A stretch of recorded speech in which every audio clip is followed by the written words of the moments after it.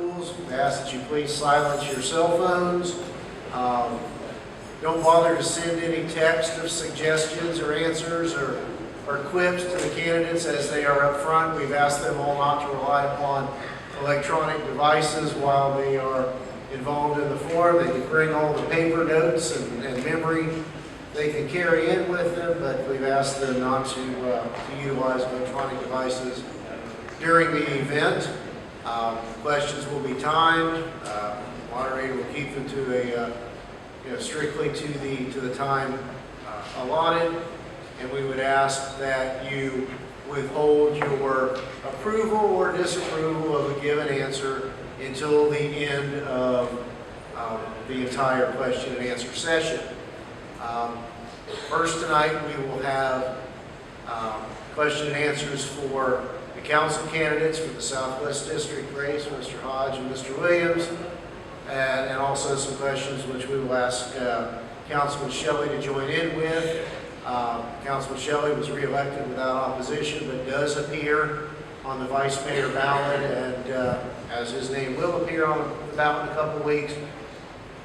Even though he was re-elected to the seat without opposition, we only thought it was fair and appropriate to allow Mr. Shelley to chime in on a couple of the answers this evening.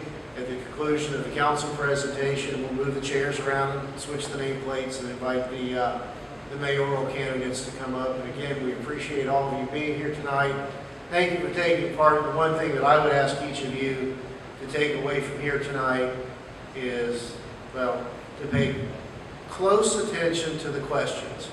They weren't haphazardly done. Many hours were spent in formulating these questions in a very precise manner, and listen closely to the answers.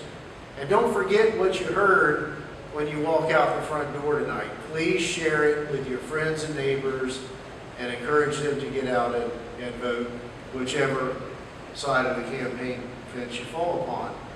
So with that, I'll turn to the moderator's table. We'll get started with the council portion of the debate. Thanks again.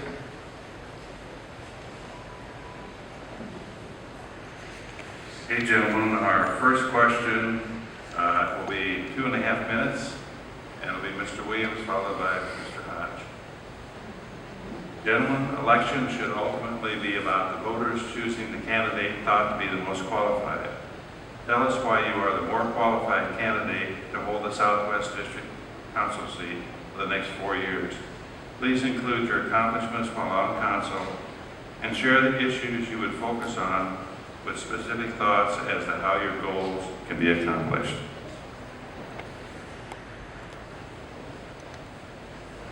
Mr. Williams. Thank you so very much, for number one, for entertaining such a debate such as this, and to our moderator and to all of our wonderful citizens. It's a very, very, very good question. Election must be qualified individuals. I stand on my record. I have an associate of arts degree from accounting from Hodge College, a BA degree from Warner Southern College with a concentration in finance and organization management. Then I also have a master's of divinity degree from ITC in Atlanta, Georgia. And now I'm heading to my PhD work in the January 2014. Some of the things that I have been able to accomplish in the last 4 years here in the city of Homestead. I have redone Brinkley Park, which was a park that was just a track and field around. Also been able to get Robert George Park.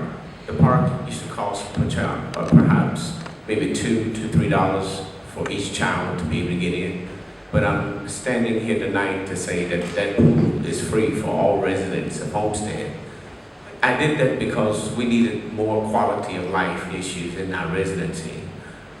If you go down on 4th Street, we put $1.2 billion in infrastructure, whether it's facade and trees. We also implemented within the CRA what we call a facade and emergency home repair. We've done about maybe 30 houses thus far within the last 2 years. And those are persons who needed new roofs, they needed new painting on their doors, they needed new landscaping, new driveways, and we were able to do that with those CRA monies. And that was implemented because of my idea. Going forward, my extreme idea is also to make sure that we have credible resources for police officers, for public safety. As you can also already see, we've done that just this past Wednesday. We have hired and did the budget transfer for 6 officers, or 5 officers. We already had 1. Thank you. Those things which we'll continue to do under my leadership. Thank you. Thank you. Mr. Hodge? Again, thanks to Rotarians and Mr. Losner as well as Mr. Jensen for this opportunity to speak for the people. In my past tenure, as I served before, the Parks Master Plan was actually voted on in 2007. So the new additions to the parks that you see implemented was voted on during my tenure. In addition to the Southwest Master Plan was completed in my tenure, and it was upon implementation. And that master plan was to revitalize the entire Southwest area, upgrading homes, as well as bringing in jobs and infrastructure. The CRA at that time put in new sewer systems, connected businesses to sewer systems. As a matter of fact, there's a cabinetry company that is in the what we call the West Industrial area that was able to double in size and add employees because of those sewer systems that were put in at that time. Also, some of the accomplishments that I was able to implement is we were able to look at, you guys have been hearing a lot about the exit ramp on the turnpike on 328. Well, that was an initial initiation that occurred during my tenure as well. I was part of that. As a matter of fact, myself and some of the past council at that time went to Washington, D.C. and got $6 million to actually make the extension to that road. And the current landowner actually put in $1 million to put the exit at that time. You know, for whatever reason, it didn't happen when I guess the council changed and they had to give that money back. But those are just accomplishments that we were able to make happen at that time. So the Parks Master Plan was implemented. Roscoe Warren Park was part of that, as well as the Southwest Master Plan. We also had a traffic study where we implemented where when the developer comes in, they would have to pay their portion for the traffic to widen the roads to make sure we kept a decent traffic level on our roads.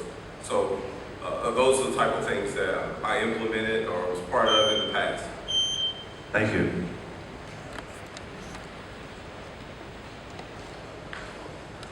Question number 2 will be a 1-minute question.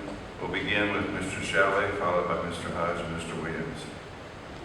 In the first debate hosted by Homestead Rotary, all of the candidates for mayor stated they would set the example and contribute toward their city-provided health insurance in the same manner as full-time city employees, rather than receive free coverage as is now the case. Will you pledge to do the same? Again, thank you for giving me the opportunity to attend tonight and to speak to all the residents that are here. I wasn't at the first debate, unfortunately. I was out of town, so I didn't get to see that exchange between all the mayor candidates. But by the question being that whether or not we as elected officials would be willing to give up, I guess, the health insurance that is currently covered for us in the city of Homestead. And I would say that the big issue there is that there's very little in the way of compensation paid to us as an elected official. And so ultimately, yes, we can give up our health insurance benefits that are paid to us, but at the same time, that's one of the few perks we get, because we spend probably 40 hours a week sometimes on this job. And so ultimately, it somewhat supplements any income that we're losing under our real job. So that would be my position, is that I'd be willing to look into it, but ultimately I think that it's something that we should retain. Thank you. Mr. Hodge? I would actually want to look at it, and I would entertain it. I wouldn't have an issue with participating as a normal employee of the city. Mr. Williams? Yes, let me say this. I think as a council person, we make $100 a week to do these various jobs. And I think as one benefit of $100 a week, I don't think that the insurance portion of that, it's worth looking at, but then at the same time, we are serving at the pleasure of the taxpayers. We're serving at the pleasure of the people. And with that, I would consider looking at whatever adjustments that may need to be taken, but keep in fact that we only make $100 a week in doing what we do. Thank you. The next question is a 2.5-minute question. We'll begin with Mr. Hodge, followed by Mr. Williams and Mr. Shelley. The City Council, by a vote of only 3, has directed the City Manager to negotiate a contract for the sale of bowling alley property to a group offering $500,000. This price is approximately 25% of its value based on a 2012 appraisal. Many believe the other proposals were better offers in terms of both price and proposed use. The final version of the deal will come before Council for approval after the election. If elected, will you support disposing of this valuable city asset on the terms accepted by the current Council? Mr. Hodge.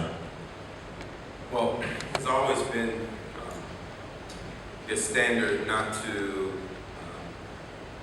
judge a policy before it's before you. However, I would say that the current proposal would not be a sufficient proposal for myself. I think that the city deserves better than 25% of its value. If it was appraised for over $2 million a couple of years ago in the middle of coming out of a recession, definitely it's probably worth more now, and I think the city deserves, especially that particular property on US 1, deserves to get the highest and most value the city can get out of it for its taxpayers. Thank you. Mr. Williams. Yeah, unfortunately, I wasn't here doing that sale of the bowling alley or to provide that direction to the city manager, but from what I understand of it and read it, I think the bowling alley has been up for some years. We've had many different proposals come in, and the bowling alley, when I look at a bowling alley, look at something that's family oriented, family friendly, and that's something that the city does not have at this present time. Now, do I agree with the dollar amount that was perhaps offered up as a suggestion per se? I think the dollar amount could have come up a little higher. It is my understanding, and then there should have been some teeth that within the contract to say if it does not exceed as bowling alley in 5 to 10 years or so, that the bowling alley should come back to the city. The reason why I say that is because sometimes you can buy a piece of property, and if there's not enough teeth that's involved into the contract or makeup of it, then who knows, 3 years from now they can turn it into whatever they want to turn it into. So I'll be willing to come back once they bring it back to the table to put those safeguards in place to make sure that that's what it's going to be, a bowling alley and not anything else. And then they will have a time limit by which they would need to have the bowling alley open. We hear different factions within the life of our city of what persons would like, but more factions than all is that we need more quality of life, more family-oriented areas in our community, things to do with the family. And if it doesn't go right, I think we can put those mechanisms in place to where that property will revert back to the city and the city coffers, and then we can do something else with it from there. Thank you. Mr. Shelley. Thank you. I was one of the ones that didn't vote for this particular proposal. I didn't like the terms of it. I thought that $500,000 for a currently appraised $2.5 million piece of property was not a good business deal for the city of Homestead. I'm all for entertainment, I'm all for quality of life, I'm all for bowling alley, I like to bowl. But ultimately the concern here wasn't the use, it was the deal that was proposed. And so what I would like to have seen was some sort of deal that was a better partnership between the city and the particular developer that's interested in developing this parcel. And so there could have been ways we could have done a long-term lease, we could have held a note on a mortgage in order to make sure that we get the property back, because ultimately the current restrictions that were offered up were 5 years as a bowling alley or 7 years as a bowling alley. You know, it's easy for a developer to hold on to a piece of property for that period of time. If we're going to subsidize the sale of this particular piece of property to make sure that it's a bowling alley, then we need a bowling alley, not just for 5 years, but for a longer duration period of time. And so the problem that I had with this particular proposal was that all it required was that developer to hold the land for 5 years and make it a bowling alley, break even, make a little, lose some money. And right off the bat, they already had millions of dollars in profit if they turned around and sold the property, or if they turned around and redeveloped it into something else. And so for me, it can still be a bowling alley, or it can still be an entertainment facility, but we need to structure the deal such that it has the most safeguards possible to make sure that the developer can go forth and try to create this entertainment center, but if it fails, that we as a city get our asset back, that we can start over, that we can do something else with it. And if we can't find a deal that works for an entertainment center, then it needs to go out for the highest and best use. Let's put it back on the market and find out what can we get for this piece of property. Or alternatively, are there city functions that maybe could perform there? There was discussion about a possible police department going that as well. I'd be happy to look into that, but under the current proposal and the current terms, I was not supportive of it then, and I'm not supportive, always supportive of it, a couple months. The next question will be 2.5 minutes. We'll begin with Mr. Williams and then Mr. Hodge. This is your opportunity to ask your opponent about his qualifications to hold office, past actions when on council, and future priorities. Mr. Williams. You said, let me hear that one more time.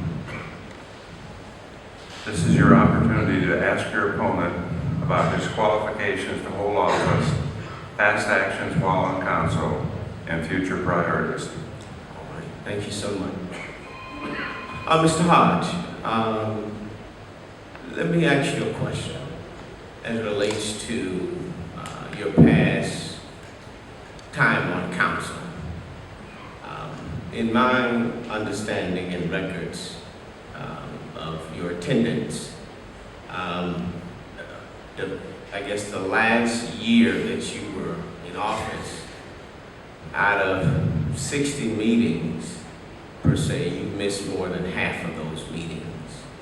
How do you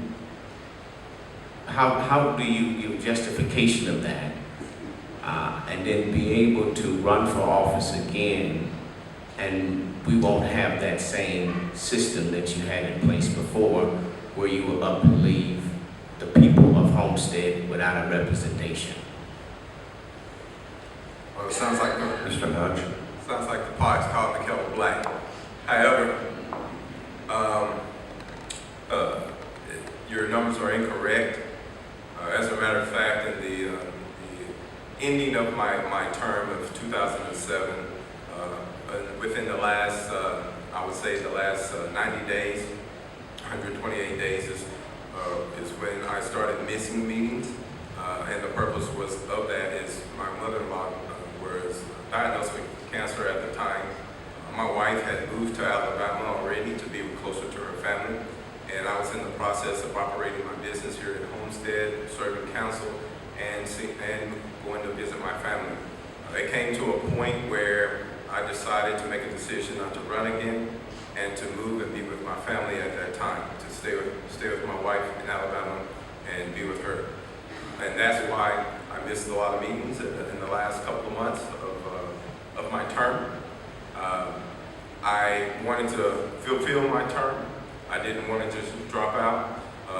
There were individuals that were trying to get me, I guess, expelled from the council because of the lack of attendance in some of the meetings, but my attendance did not exceed the requirements of that. So those numbers are totally incorrect. However, I do have a family excuse, I would say, for missing those meetings.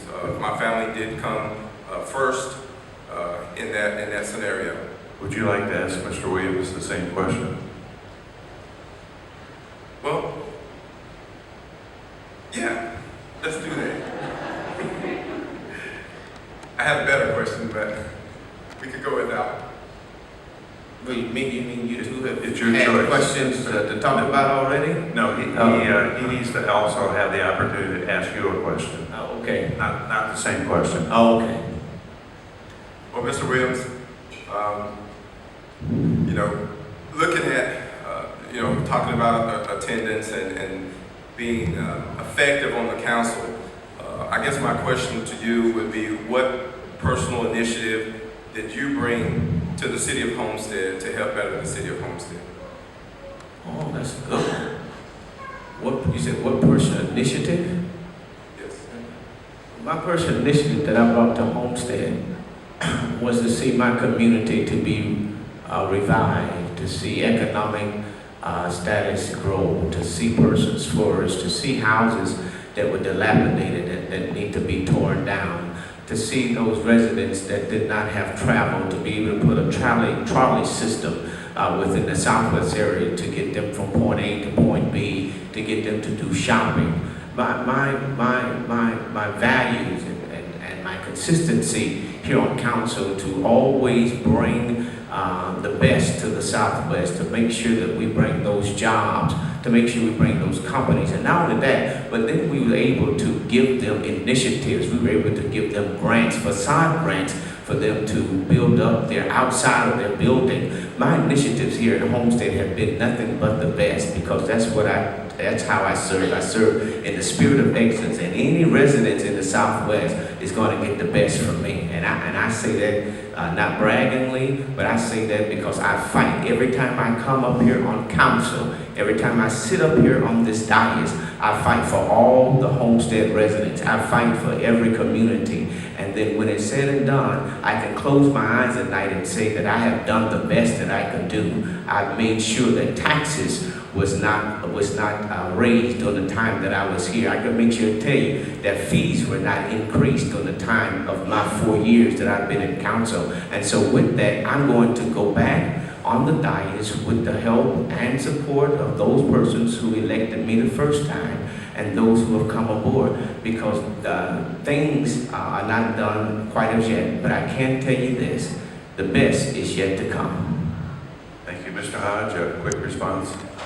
Yes. You mentioned a lot of things that was already voted on and implemented and started during my tenure. The trolley was voted on during my tenure. You said you were trying to fix facade and dilapidated homes in the southwest area. Well, you know, those are things that the CRA was already implementing and doing before you were elected. In fact, there was a Southwest Master Plan that was finished and approved and was laid out for you to complete, and it's not done so, but it looks the same. Only change that I seen was 4th Street, and that happened about 6 months ago when I wrote down it. So it was the same when I returned from 2007. So I don't see how you can sit here and say that you really took care of the Southwest area and you want to be reelected to finish what you never started. Can I respond to that? No. Yeah, I need to respond to that because there were some inaccuracies in his statements that he has just said. 1 minute. Thank you so very much. Let me share this with you. There are different things that are started that has not been implemented. Let's talk about the Southwest Master Plan. We have had to go back to that Southwest Master Plan twice so that it could be conformed and be actually used for the residents. Let me tell you why. We have J. Johnson Funeral Home. If he used that master plan the way you left it, he could not build or add on to his place of residence, his place of business. That would have been a way for him not to grow his business. We had to go back into that same master plan, and it's just a plan. It is not anything that's concrete. To revise it so it can work for the common person, the common business. that plan is not business friendly. We had to go back and tweak it and do some different things in it so it can work, so we can draw developers here. But as a present state of where you left it, it was not adequate, and it was not ready enough to so that it could be used for the purpose that it's easy for a person to come and utilize it. Okay, thank you, time. Thank you. The next question will be 2 minutes. All three candidates will be answering, beginning with Mr. Hodge, Mr. Shelley, and Mr. Williams. In 2002, the city charter was amended to provide for term limits for both the mayor and council members. Of the 4,041 voters who voted, a 41% turnout, which is for us is really great, 78% supported term limits for council. To date, term limits have not precluded any office holder from returning for another term. In 2015, Judy Waldman will not be able to run for council as the term limit provisions will apply to her after 14 years as a member of council. Would you support any proposal to reduce, extend, waive, or eliminate term limits? Why or why not? Again, Mr. Hodge, Mr. Shelley, Mr. Williams. Well, in my eyes, term limits are good because it brings fresh blood to the table. In the other sense, you lose experience. So I think the numbers at a happy medium are effective for the simple fact of when you have individuals that are there for a certain period of time and they kind of know what they're doing and have the ability to get done some of the things that they're what I want to say, just have experience in council and how to operate, how the city government operate. It's better off for them to have someone there that knows what they're doing. If you shorten the term limits too short, you get a lot of individuals that are not experienced in government, not experienced necessarily in how the city of Homestead works. And what happens is you end up with a lot of, I guess, dysfunctional in a way. So I think having term limits are good, but I think having them too short could be bad. So having a good happy medium where you have some experience being traded out for a new blood is good. Now, would I change them for one individual? No, I would not. Would you change them at all? I wouldn't change them at all. I think they're pretty good where they're at. Thank you. Mr. Shelley. Thank you. I think at the local level, term limits are a good thing, especially the way that our charter is set up. We have stability in our city manager. Our city manager really is the core, the backbone, and our staff of our city. We as policymakers, as council, we come and go. And I think that in our case, term limits are fine. And I think that the current plan that's in place that was voted on in 2002 has a sufficient period of time for both as a council member 12 years, as a mayor 8 years. I think it strikes a good balance between too long, too short. I think they did a good job in that respect. So the answer is no, I wouldn't support changing our current term limits. I would support any type of charter amendment that would change the current term limits. I think they did a good job in 2002 of fleshing it out and establishing a quality benchmark. Thank you. Mr. Williams. No, I think the way we have our term limits set now, it is not like all of your council will be out of election or in election process. They're stagnant. They're stagnant there for a reason, so that new persons coming on and persons that are already on have already the parity and the history of what was done. And so I would not be in favor of changing the term limits. I think when it went out to charter before, the people voted then for 4 years for council persons and then 2 years for mayor. I think that was just a couple of years ago. So I would not say that it needs to be changed at all. I would stay with what we have done. Thank you. The next question is 2.5 minutes, and again, we'll ask all three. First, Mr. Williams, Mr. Hodges.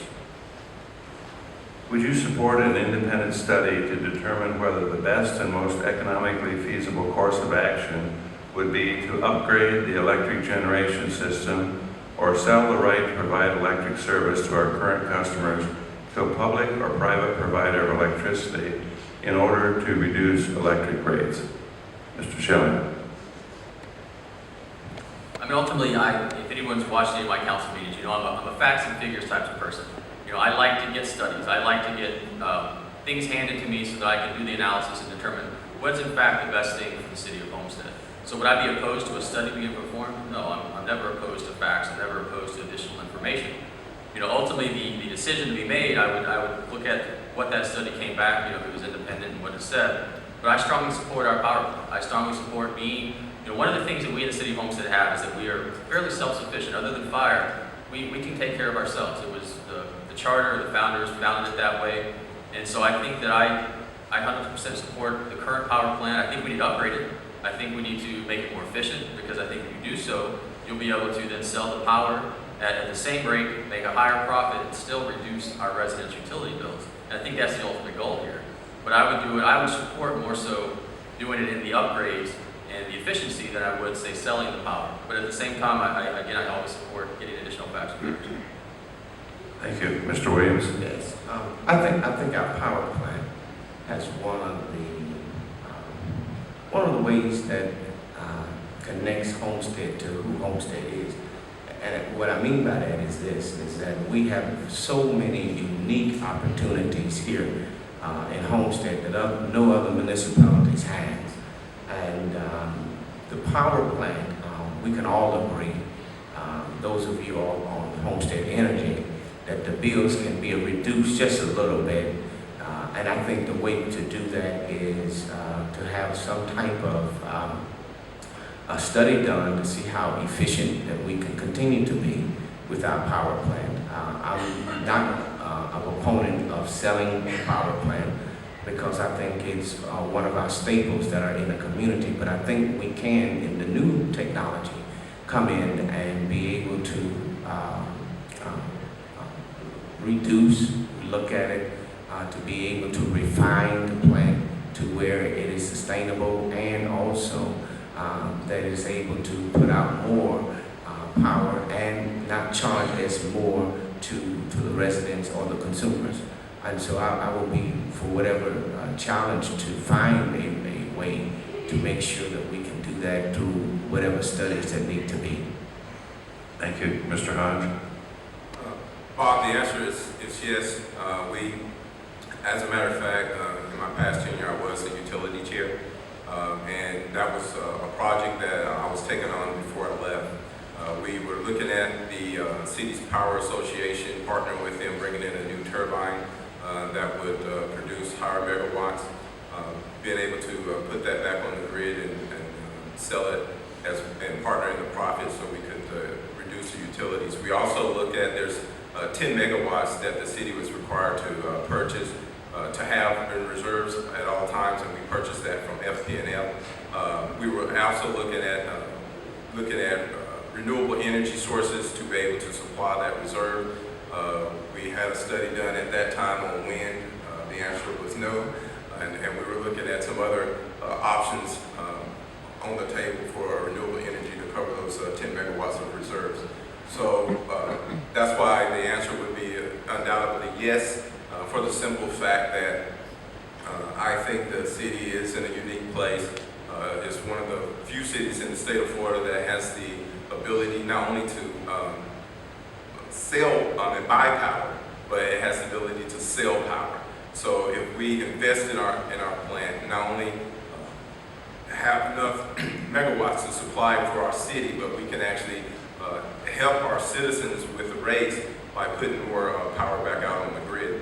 And I will share with the citizens and everyone here tonight that when Katrina hit and our power was out for about a week, our grid was fine. Everything was perfect on our side of the network. However, we had a problem with FP&L because we buy our power from Lakeland, and FP&L lines were down somewhere around West Palm Beach, so we couldn't ship our power in. And when I heard that, I asked Kurt Ivey, why is it that we can't sufficiently take care of our citizens in a time of need like this? when we have an emergency, the city need to be able to, if we got the ability to do it, we need to be able to do it. And that's when I went on my mission to make it happen, and I will certainly do it this time. I wouldn't be for selling it, I'd definitely be for upgrading and making sure that we have the right upgrades to supply the city the power it needs. Thank you. Our last question before closing statements is a 1-minute question. We'll begin with Mr. Hodge, followed by Mr. Williams and Mr. Shelley. Who do you support for election as mayor and why? Okay, that was a magic question. Well, I mean, in my position, I'm between a rock and a hard spot. With my history, I've served with Mr. Porter. He and I worked on the diocese. We went to Washington, D.C. together. We've asked for money together. We've supported each other in the past. However, I've also served with Mrs. Bell, but not Mr. Bell. And we were able to work together as well in my past tenure. So I'm sure that I'll be able to work with either candidate sufficiently. But the question was, who do you support for election as mayor and why? Well, based on my campaign fund and my budget, I can't afford to support nobody. Mr. Williams? You want to know who I want to support? Yes. Well, I support both of them in their endeavors because I think they both have the right heart to do what they're trying to do for the city. I'm not going to single one out. I'm going to say that I support both of them in their whatever magnitude that they have as relates to their ideas of the city of Homestead, period.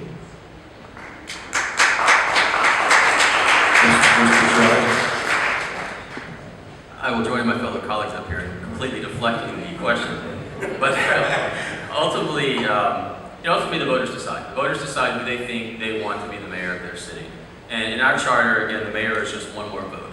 They have ceremonial duties that they perform additional than we do at the council level. But ultimately, they're just one more vote, one more policy maker. And I can work with either one of them. I have relationships with both parties who are here in the crowd. I speak with them. I can work with any of them and get along with either one of them. So ultimately, whoever the voter decides they want elected as their mayor is the person that I work with. Thank you. The closing statements will be 2.5 minutes long. We'll begin with Mr. Shelley, followed by Mr. Williams and Mr. Hodge. All right, thank you. First, I'd like to take this opportunity to thank everybody for coming out here tonight, to learn about the issues that are important to us here in the city of Homestead, and to learn about us as candidates and what we hope to offer you if we're elected. I also want to thank the Rotary Club of Homestead for putting on this forum and giving us, the candidates, a venue to exchange ideas and to point out where each of us may have a difference of opinion. For those that are not aware, my name is Shelley. I'm running for Homestead for the vice mayor position. I want to take a quick moment to kind of outline my qualifications, my community involvement, and why I'm running for vice mayor. I moved to the city of Homestead approximately 8 years ago, and I fell in love with this town. And I decided that I wanted to get involved in my community. I wanted to make sure that the city of Homestead would always be a city that I wanted to live in. And so I got involved by applying for and ultimately be appointed to the Planning and Zoning Board for the city of Homestead in 2005, where I served for 4 years. Also in 2005, I decided to invest personally in the city of Homestead. And I opened up my own law practice in the historic downtown Homestead. And I still have my office and I still operate that office in downtown, well not downtown Homestead, but right off of downtown Homestead. In 2009, I decided to run for city council, and I was elected to a 4-year term, so I was able to actually accomplish more at the policy level than I was before. I have a Juris Doctorate degree in the field of law, a bachelor's degree in business and economics. I recently graduated from the University of Miami's Good Government Initiative class, which is a 3-month course taught by former County Commissioner Katie Sorensen. I'm also a graduate of the Florida League of Cities Institute for Elected Municipal Officials. I'm heavily involved also here in the city of Homestead. I'm involved in a lot of local not-for-profits. I serve on 3 boards, the board of the Fishing Foundation, the Everglades Association, and I'm also the chairman of the St. John's School Board. I'm Sergeant of Arms for the Military Affairs Committee. I'm a member of the Rotary Club of Homestead, and I also recently was the chairman for the YMCA's annual program support campaign. I'm running for vice mayor because ultimately if something happens to the mayor and they're unable to serve out their term, which happened recently, the vice mayor is the one that comes in and takes on the responsibilities and duties of the mayor. And it doesn't always have to be as extreme as what recently occurred. It could be just that the mayor is out of town, or not at a meeting, or not able to make it to a function. And so for that reason, I think I have the education, the experience, and the qualifications to serve that role if I should ever be needed. And lastly, I love this city. I want to make sure, again, that it continues to be a place that I want to live, that I want to raise a family, and that I want to operate my business. And so I ask that when you go out to vote November 5th, that you vote for me, Stephen Shelley, for Homestead Vice Mayor. Thank you. Thank you.